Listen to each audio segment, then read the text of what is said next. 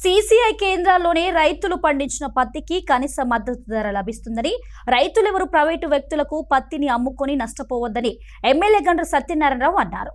సోమవారం చిట్యాల మండలం శాంతినగర్ శివార్లోని ఆంజనేయ అగ్రో ఇండస్ట్రీస్ కాటన్ మిల్లులో సీసీఐ పత్తి కొనుగోలు కేంద్రాన్ని ఎమ్మెల్యే గండ్ర సత్యనారాయణరావు ముఖ్య అతిథిగా హాజరై ప్రారంభించారు.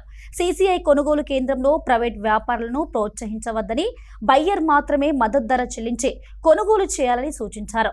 రైతులు పండించిన పత్తిని సీసీఐ కేంద్రాలకు తెచ్చే ముందు తేమ లేకుండా ఉండేలా జాగ్రత్తగా చూసుకోవాలన్నారు.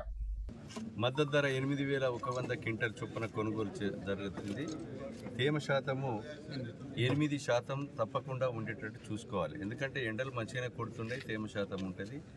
రైతాంగం అంతా కూడా ఈరోజు పత్తి వేసుకున్నటువంటి రైతులకు అనుకూలంగా మద్దతు ధర 8,100 చొప్పున కొనుగోలు చేయడానికి ఈరోజు సీసీ సెంటర్ ద్వారా ఈ యొక్క పత్తి కాటన్ మిల్లును మనం ప్రారంభించుకోవడం జరిగింది. అందరూ కూడా సద్వినియోగం చేసుకొని పత్తి వేసేటువంటి రైతు సోదరులందరూ కూడా సద్వినియోగం చేసుకోవాల్సింది సందర్భంగా తెలియజేస్తూ